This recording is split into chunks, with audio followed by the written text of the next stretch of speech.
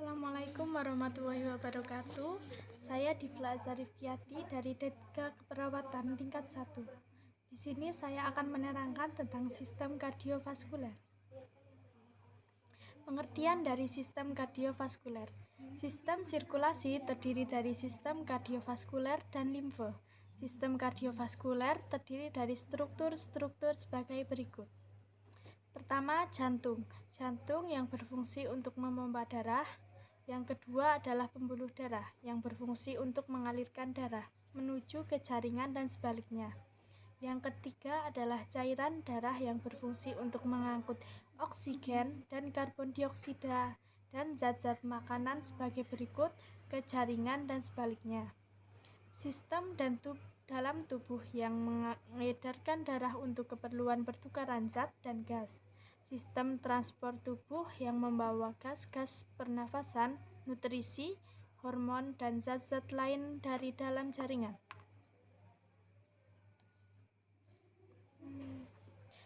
Peredaran darah. Peredaran darah dibagi menjadi dua, yaitu peredaran darah besar dan peredaran darah kecil. Peredaran darah pulmonalis atau peredaran darah kecil. Peredaran darah pulmonalis menunjukkan jalur aliran darah lebih pendek dimulai dari jantung bagian ventrikel kanan, kemudian darah menuju arteri pulmonalis. Setelah itu, darah masuk ke paru-paru. Darah bergerak mengalir melalui vena pulmonalis menuju ke jantung lagi, tepatnya pada bagian serambi kiri. Selanjutnya adalah peredaran darah sistematik.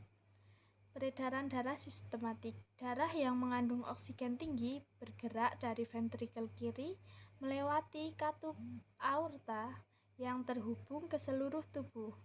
Setelah itu, tiba di pembuluh kapiler, maka terjadi pertukaran oksigen dan karbon dioksida. Proses ini dilakukan secara terus-menerus selama kita hidup. Bisa dilihat dari gambar ini.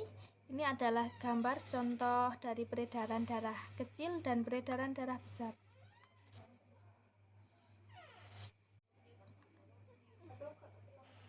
Jantung. Jantung adalah komponen penting dari sistem kardiovaskuler. Sistem ini mencakup sirkulasi paru-paru yang memberikan oksigen ke darah dan membawa keluar karbon dioksida dan uap air dari tubuh.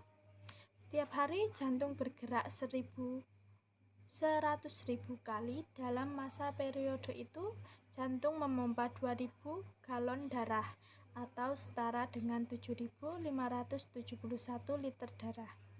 Bagian-bagian dari jantung. 1. Katup jantung. Jantung berfungsi untuk memompa darah dengan baik menuju paru-paru dan sistem tubuh. Katup jantung dibagi menjadi dua, yaitu katup atrioventrikular dan semilunar. Yang pertama adalah katup atrioventrikular. Katup atrioventrikular terletak di tengah-tengah antara atrium dan ventrikel. Katup ini memungkinkan darah hanya mengalir dari atrium ke ventrikel. Katup di sebelah kanan jantung disebut dengan trikuspid yang terbuat dari 3 katup. Sedangkan katup di sebelah kiri jantung disebut katup bikuspid.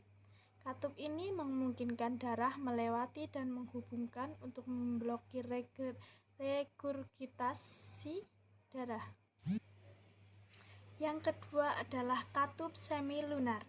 Katup semilunar terletak di antara ventrikel dan pembuluh yang membawa darah keluar dari jantung.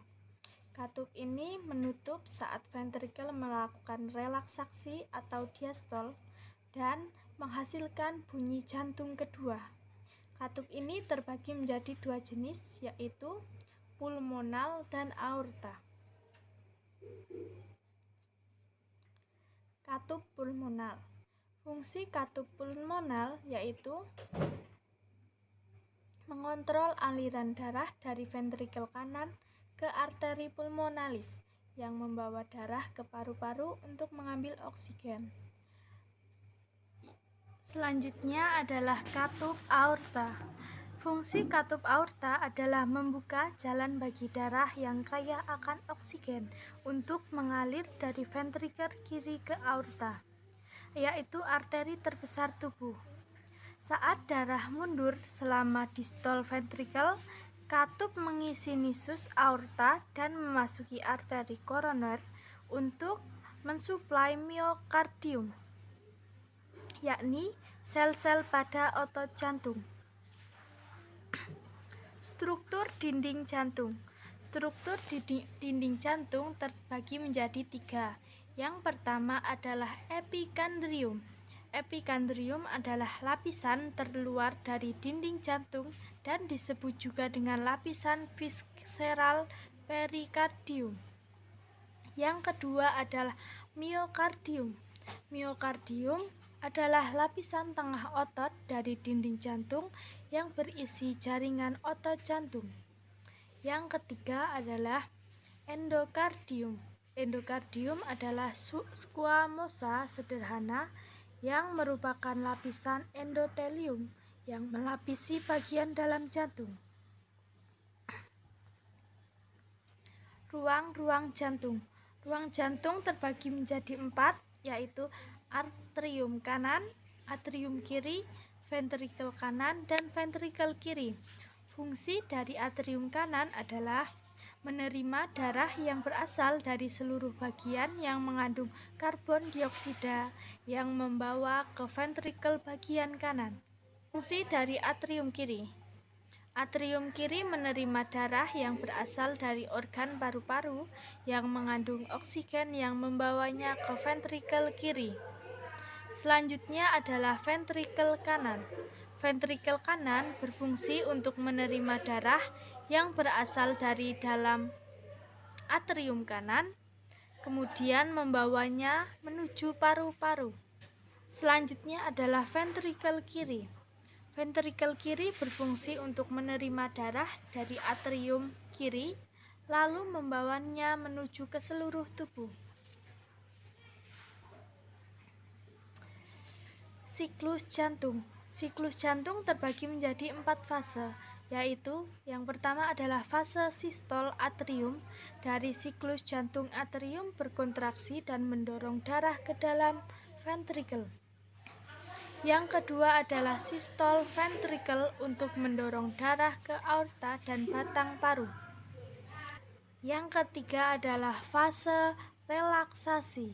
Fase relaksasi adalah selama fase relaksasi semua 4 bilik jantung dalam diastol saat darah mengalir ke jantung dan dari pembuluh darah.